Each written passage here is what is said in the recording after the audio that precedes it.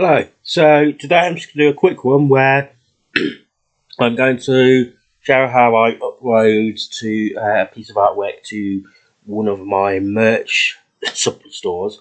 Apologies, I have a cough. And basically, this is one of my easiest ones to do. Now, some people don't like to use these print on demand stores because profit margin will be quite low for them, especially on this one. So it has set profit margins. Some of them you can change them, but I find them useful because they do these people they do for the marketing, they do they have the marketplace, and they do all the production and shipping for you and dealing with customer complaints.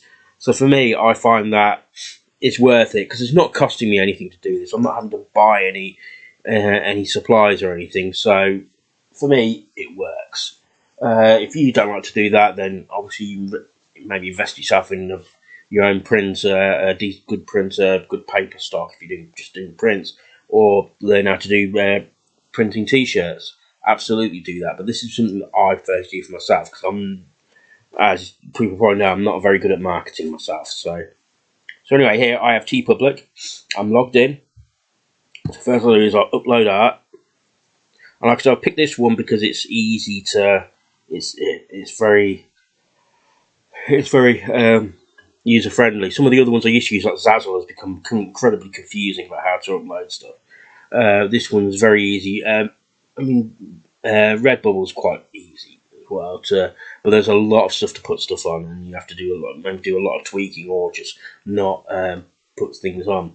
So this one, just for demonstration purposes, will will just give you some example what to do. So single file upload. So click on PNG. So now I will go to my correct folder for this. I'll show I've got the actual right thing. And there's this one here, Goodwill to All Men. Now what I'm doing is that one's a JPEG, but what I wanted to be this one is a PNG because it will show. Because with things like t-shirts, you don't want a big, you want to try to avoid a big coloured rectangle or square around your piece of artwork. So I want a nice transparent background. So here it is. It's uploaded. So this is piece here with doves dropping bombs and skull and hearts. So it gives you the option of changing artwork if you want to, which I don't, and it tells you what the file requirements are. So I give the title. Oh, for a moment, I've actually forgotten what the piece is called. That's silly. Oh, and Goodwill. And Goodwill to All Men. Whoops.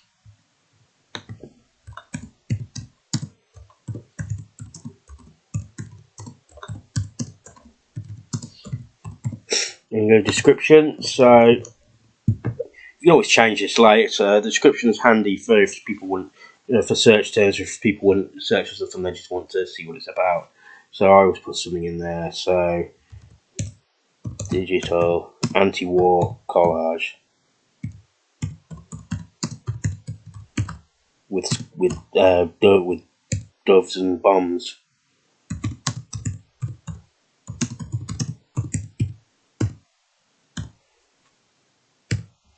This containing mature content, so that would require if it was like nudity or some people prefer think weapons will be, and for there I've got a couple of bombs, specifically Fat Man, but blood and gore, that kind of thing. It's up to you if you put that on there. There's a frequency art question to help you out, see if that it would be considered mature, or what would happen is somebody would have to be signed in and be old enough to actually view that.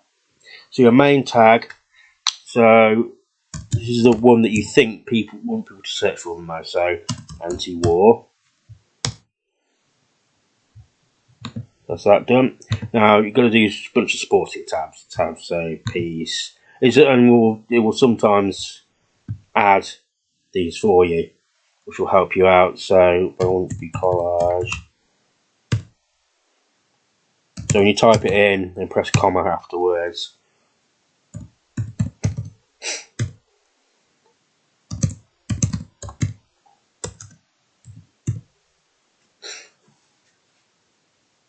Right, vertical.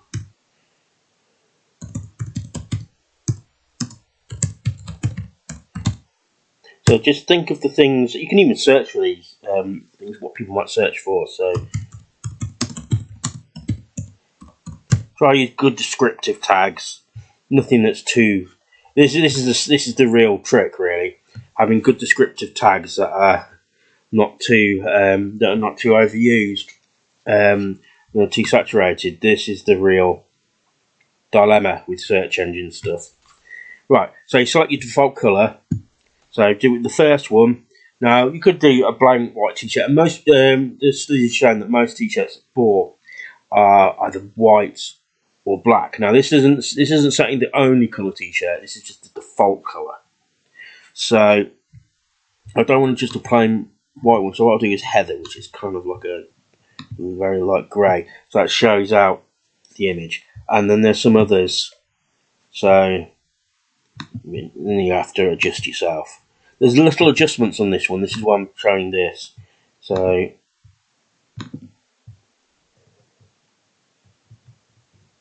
this one's a tricky one to pick the right picture colour for.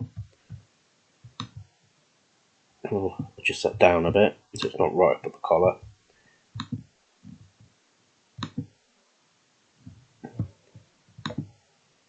Baby bodysuit. I think